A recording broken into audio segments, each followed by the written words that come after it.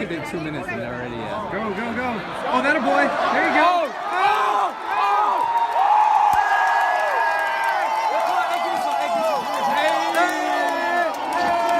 Hello ladies and gentlemen, and welcome back to Los Angeles Bias. As usual, I'm your host Russell here at the University of Southern California, and thank you guys so much for checking out our second episode of the season, first post-game episode of the year. This is after the USC versus Western Michigan home game. And before I jump into any of the stats, the score, the highs, the lows, the goods, and the bads, I'm going to go ahead and get us into the college football feeling. And what is the college football feeling, you may ask? And that's a great question. Well, it's that unique sense of game day. Game day is when you can wake up bright and early on a Saturday afternoon, take a step outside, smell the hot dogs and all the tailgate grills. You can hear the chatter of all the people talking about nothing but football. There is no talk of tests, essays, homework, quizzes. No, none of that. They're not even talking about this awkward artificial lighting hitting me in the face, causing this weird shadowing effect and making me look extremely pale and almost rather shiny, I guess you can say. Making my hair look really dark too. But no, it's none of that. It's just the only thing people are talking about is the game and who they're going to meet up with after the game and the amazing friends and family they're spending the day with. So you know what? Let's get into that college football feeling. A huge shout out to Mary and Maggie, some of the new friends I met here at my senior year at the University of Southern California. I hope your first ever game day was extremely special. We did some vlogging, we walked around campus, and you know what? We full on enjoyed the game. So you know what? Everyone, enjoy. Ready? We're in the craziness. Hey, everyone say hi. Hey, Maggie, get in here. Hey, hi. But yes, I'm gonna do this like all day, by the way. Me too. Yeah.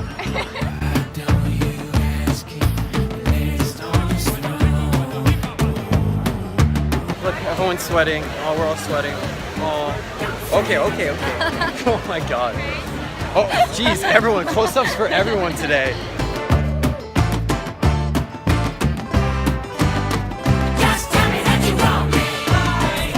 Hey guys, it's kind of hot, huh? Is it hot? Kind of hot. Just kind of like a little bit. Just a little.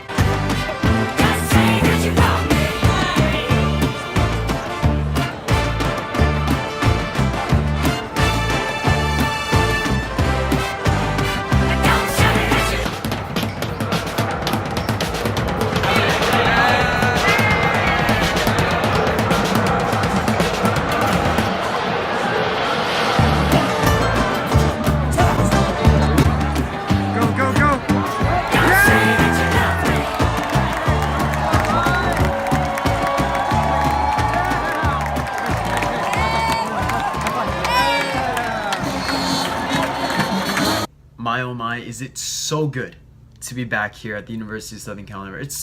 California, if I can finish the name. It's just so good for it to be football season again. It was a long off season. We were talking about anything. Oh, who's the better quarterback, Sam Darnold or Josh Rosen? I mean, there's no way we can compare the two, at least not until midway through the season, especially checking up on UCLA over there. Hey, Sasha, how's UCLA doing over there against Texas A&M? Fire everybody, every last fucking person in the building. Burn it all down.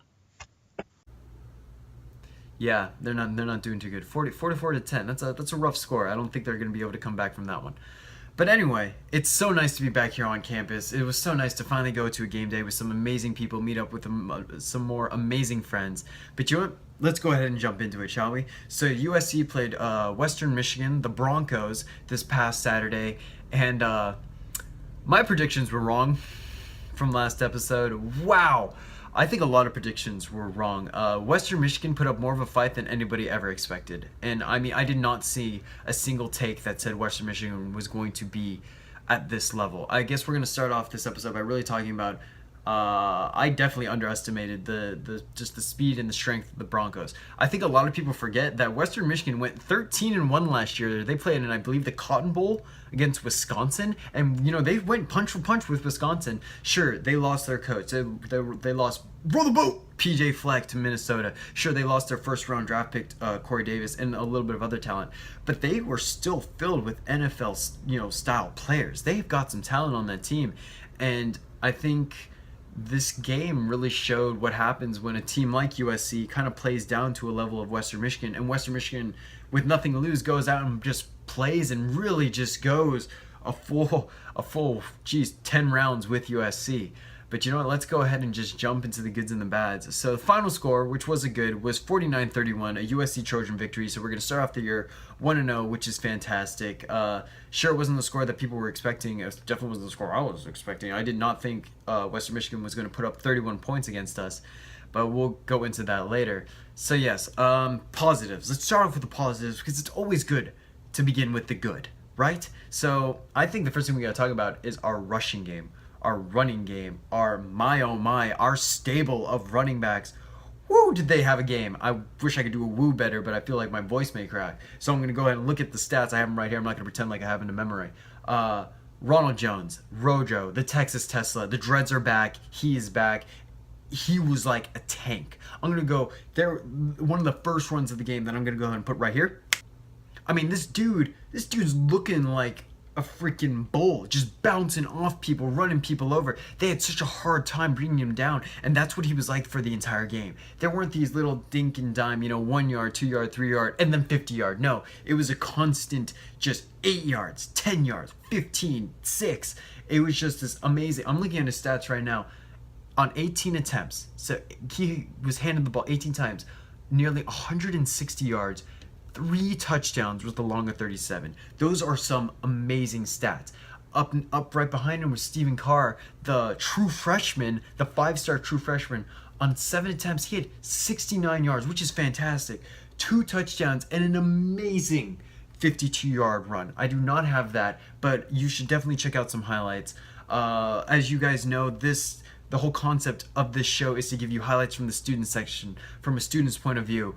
But go check out the highlights because that run was fantastic. Welcome to the team, dude. I mean, it's going to be very exciting to see you play. I'm very excited to have you on this team, even though, it's not like I run the team or anything like that. But as a fan, as an avid football fan and a USC fan, thank you for sticking with us and staying with USC. We're looking forward to seeing you play in the future. But all in all, on 34 rushing attempts through all the running backs, through the quarterback and everything like that, 232 yards and 6 rushing touchdowns. 6 rushing touchdowns. That's insane. That's fantastic. And, as opposed to Western Michigan, who actually did outrush us, but did have 15 more attempts. So on 48 attempts, they had 263 yards and 2 touchdowns. Our rushing game is going to be quite the spectacle for the year to come. Now, on the other side is our passing game. Our passing game did not go all too well. When you look at it, Sam Darnold, he had 289 yards, 23 for 32 attempts, but then 2 interceptions. I don't think those interceptions were his fault. Tip balls, a lot of misreads with receivers. It's typical week 1 stuff. It's stuff that will get fixed in the future. I don't know if anybody else saw this, but watching him, he just didn't look like. Obviously, it's not mid-season form. It was week 1, but he just did not look like the same Sam Darnold as last year. It looked like as if the coaches were telling him, "Hey, stay in the pocket. We need to protect you. We need to make sure you are our team. We cannot have you get hurt. Stay in the pocket. Let your line defend you. Don't run around. Don't do all that Sam Darnold stuff." Which was weird to say. This is our Heisman contender, and I want to see this kid win the Heisman. I'd love for them to retire that number 14 jersey. But, for the first half, it didn't really look like him. In the second half, he definitely picked it up. He had a huge completion to Deontay Burnett. He had a couple good completions to Stephen Mitchell. Deontay Burnett, speaking of which, had a game. 7 receptions for 142 yards. No touchdowns, but that's okay. He's going to play his position fantastically. But you know what? Our passing game, although not terrible, it has a lot of room for improvement. And I think that goes along with our offensive line.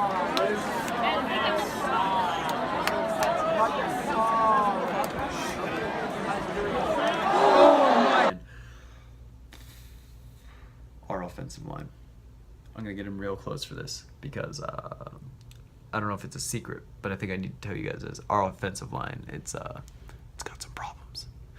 They're problems that we need to fix. We lost, I believe, 4 offensive linemen last year, 2 of them being All-Americans, and then Damian Mama, he should have stayed for another year. But so there was a lot of talent to replace. So our offensive line is definitely going to be, it's a need right now. They're going to have to work. And we'll talk about Stanford in a little bit, but against that Stanford front 7, the Stanford front 7 could roll over elephants. They're insane. They're extremely talented.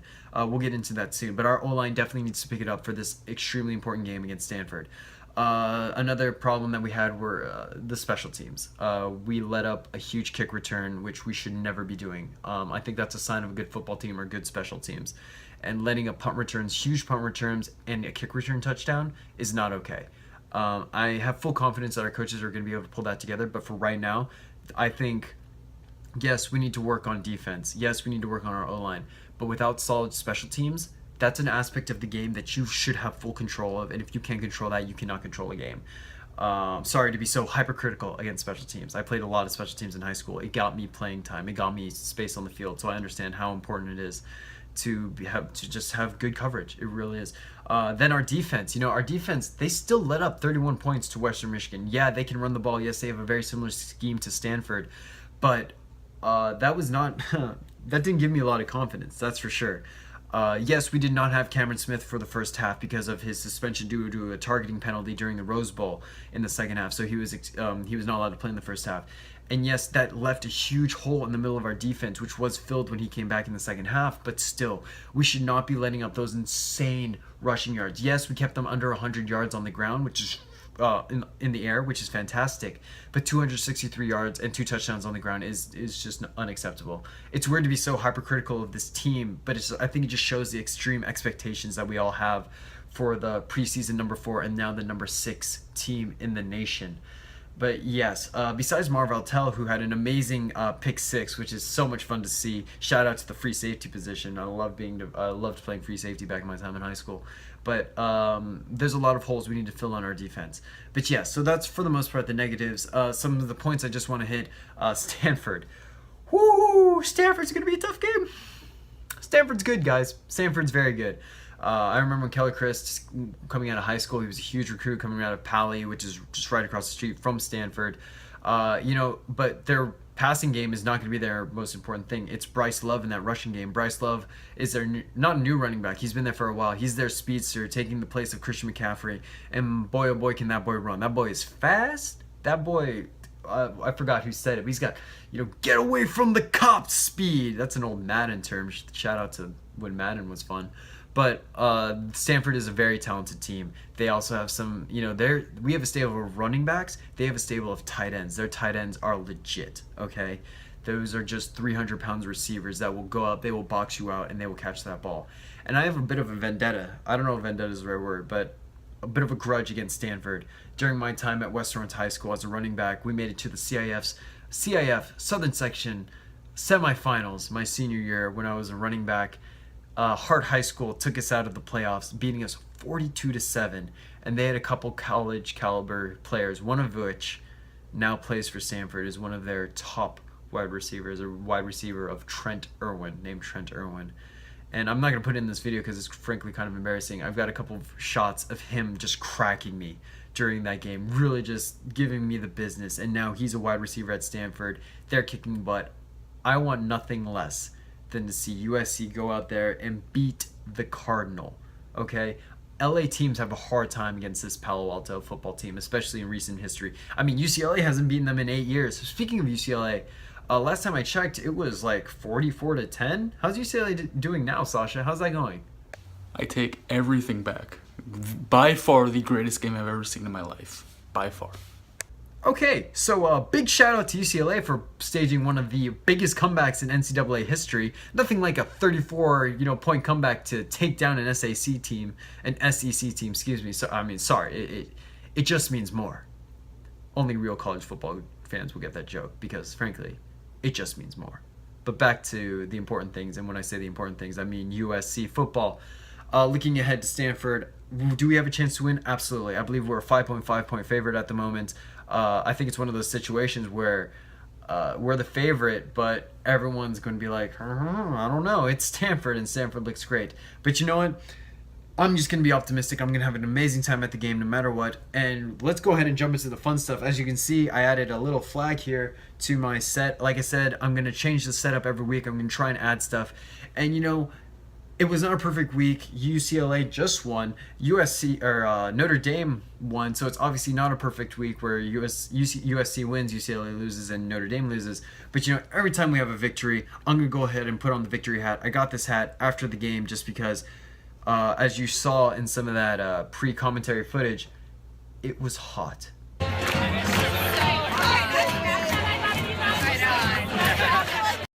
It was very, very hot. And I'm talking like 115 degrees in the Coliseum. When I took that video, it said 97 degrees, but in the Coliseum with all the sunlight, it's just funneled on top of you, and it's just intense. You need a hat. So I went out and bought a hat. Do I look ridiculous? Absolutely not. I look amazing. But this hat is going to go ahead and be our victory hat. Got the boom, USC. It's going to protect my big old ears from the sunshine. Hopefully my face and neck as well. But you know what? I'm going to rock it. I'm going to wear it because you know what? This is USC victory hat. And I think every time USC wins a victory, I think we all deserve to look a little funny, even if it does mess with our hair. But you know what? Thank you guys so much for checking out this episode of Los Angeles Spies. I look forward to talking to you guys next week. And have a nice night. I'll see you after Stanford. Bye-bye. Hello, ladies and gentlemen, and welcome back to LA Bias. Hello, ladies and after USC's victory, I'm gonna get this right. This I swear. It's that feeling of just forgetting what you were gonna say. Feeling. I mean, I need to get us to remember what it was like at a time when we could just where am I going with this? What am I doing? What am I doing? Matt, how do I start this? I don't even know how to start this video. What am I gonna do? I have no idea. You're gonna have to listen to me do this too because I want to get this over with. Yeah, it's fine. There's not a lot of good things to talk about in this video. Because you're just gonna talk about the game, and then it's just a game, isn't it? Pretty much. It's just a game. Well, it's just It's just the game. What is wrong with you? Get out of my room. Get out of my room. We can't do this anymore.